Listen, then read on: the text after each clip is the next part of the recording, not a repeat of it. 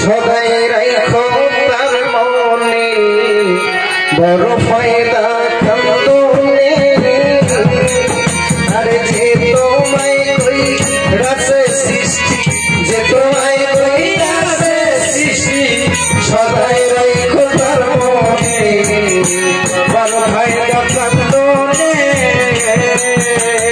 যে তোমায় কই রাসে যে তোমায় কই রাসে সৃষ্টি সদাই রাখো তার মনে বড় ফায়দা কান্দনে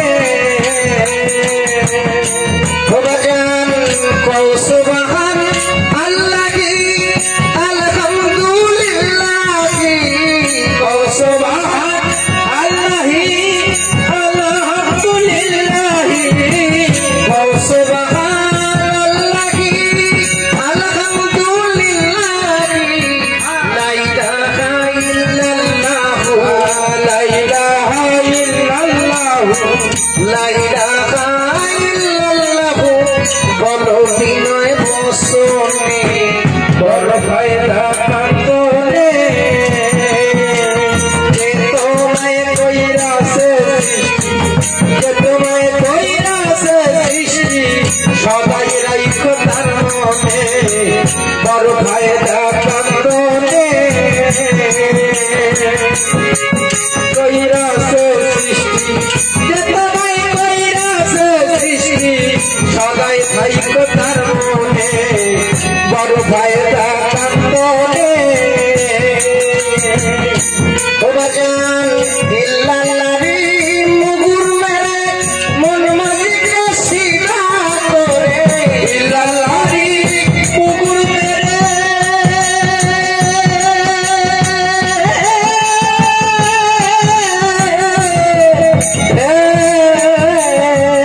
ইল্লাল্লাহি মুগুর মেরে মন মাঝিকে সিধা করে মন প্রাণ বিক্রয় করে মন প্রাণ বিক্রয় করে মন প্রাণ বিক্রয় করে কামেল গুরুর চরণে বড় ফায়দা কান্দনে যে তোমায় কইরাছে যে তোমায় কইরাছে সৃষ্টি সদাই রাখো তার মনে বড় ফায়দা কান্দনে আরে যে তোমায় কইরাছে সৃষ্টি যে তোমায় কইরাছে সৃষ্টি সদাই রাখো তার মনে বড় ফায়দা কান্দনে বাজান রাত্র যখন নিশি হবে উঠিয়ে সরকার পরে রাত্র যখন নিশি হবে উঠিয়ে সরকার পরে রাত্র যখন গভীর হবে উঠিয়ে ওই সরকার পরে দুই হাত জোর করে দুই হাত জোর করে দুই হাত জোর করে তুমি পালাসাও নিরঞ্জনে বড় ফায়দা কান্দনে যে তোমায় কইরাছে সৃষ্টি যে তোমায় কইরাছে সৃষ্টি সদাই রাখো তার মনে বড় ফায়দা কান্দনে হায় যে তোমায় কইরাছে সৃষ্টি যে তোমায় কইরাছে সৃষ্টি সদাই রাখো তার মনে বড় ফায়দা কান্দনে ছোট যে তোমায় কইরাছে সৃষ্টি সদাই রাখো তার মনে বাবা কালু মুন্সি রহমতুল্লাহ অমৃত বাড়ি এই গজলগুলোর একটি কথা একটি লাইন কোনো মানুষ যদি জীবন আঁকড়ে ধরে রাখতে পারে সেই মানুষটা কখনো ভুল করতে পারিতে পারে বড় ফায়দা কান্দনে দুনিয়াতে ইবাদত বন্দেগী নামাজ রোজা হজ যাকাত কালেমা যাহা কিছু করি না কেন মালিকের প্রতি যদি একটা লেনা দেনা না থাকে প্রেম না থাকে কোনো কিছু কাজে আসবে না। মালিকের কাছে একমাত্র পছন্দের হলো চোখের জল। দুনিয়ার মানুষ জাগতিক একটি হিসাব যখন এই দুনিয়ায় বিচার আচার হবে, কথা বলবো একটু আলোচনা করব।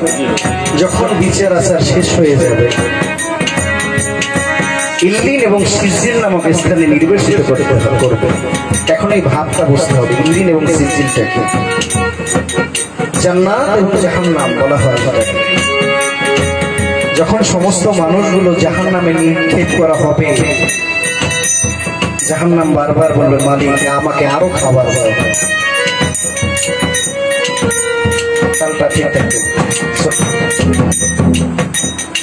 আল্লাহ পাক বলবে, দুনিয়াতে তো আর কোনো মানুষ নাই, বিচার শেষ হয়েছে, জান্নাত এবং জাহান্নাম নির্বাসন করা হয়েছে। তখন জাহান্নাম বলবে, মালিক আমি তা তো জানি না, কিন্তু আমার অত্যন্ত ক্ষুধা, আমার আরো খাবার দাও। আল্লাহ পাক রব্বুল আলামিন তার নূরের পেয়ালা থেকে কিছু পানি সেখানে ছিটিয়ে দিবে। তখন জাহান্নাম বলবে, মালিক আর দিও না, আমি আর সহ্য পারি না। জোর সোরে সুবহানাল্লাহ। কি এমন বস্তু দিলে, এত মানুষ দিলে, এত লোক আসলো, ক্ষুধা নিবারণ হলো না, একটু পানি দিলে আমার ক্ষুধা নিবারণ হয়ে গেল। আল্লাহ পাক রব্বুল আলামিন বলবেন, এটা হলো আশিকের নয়নের জল। জোর সোরে সুবহানাল্লাহ।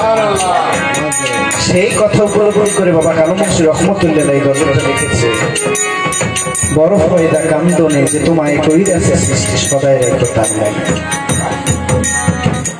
ইল্লাল্লাহরি কুকুর মেরে মন মাঝিকে সিধা করে এই মনোপ্রাণ বিক্রয় করে একজন গ্রামীণ গরুর চরণে। সে গরু একজন আক্রোশিক বিশ্বাস হতে পারে, সার্সিনার বিশ্বাস হতে পারে, চরমনায়ের বিশ্বাস হতে পারে, মাঝবান্ডারের বিশ্বাস হতে পারে, আমগেরামের বিশ্বাস হতে পারে। যে কোনো একজন গ্রামের গরু খাতে প্রত্যেকে বায়াতে রাসূল গ্রহণ করতেই হবে। আল্লাহ পাক রব্বুল আলামিনের রহমতে তার খুলে যায় রাত্র গভীর যখন হয়ে যায়, রাত্র 2টার পরে বলছে, রাত্র যখন গভীর হবে, উঠিয়া শয্যার পরে 2 হাত জোর করে, আমি অনেক বড় একজন প্রেসিডেন্ট, আমি এই দেশের প্রধানমন্ত্রী, আমি একজন এমপি, অনেক প্রভাবশালী লোক, অনেক অহংকার সারাদিন দেখাই, যখন বিছানায় মালিকের দরবারে হাত দুটো বাড়াই দিয়ে নয়নের জল নির্গত হয়ে যায়, মালিকের পিছের সমস্ত গুণ মাফ করে।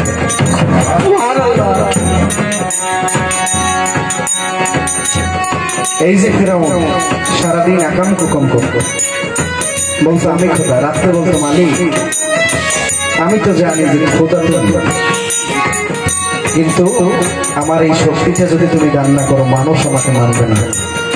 তুমি খোদা, তুমি আমাকে শক্তি দান করো, এই নীল নদের জোয়ার ভাটা যেন আমার কথায় আসা যায়।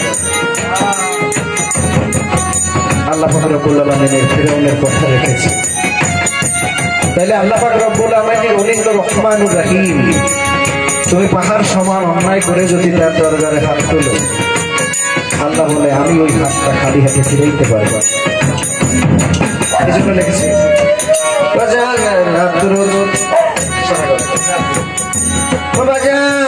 রাত্র যখন নিশি হবে, উঠিয়ে সজ্জার পরে, রাত্র যখন নিশি হবে,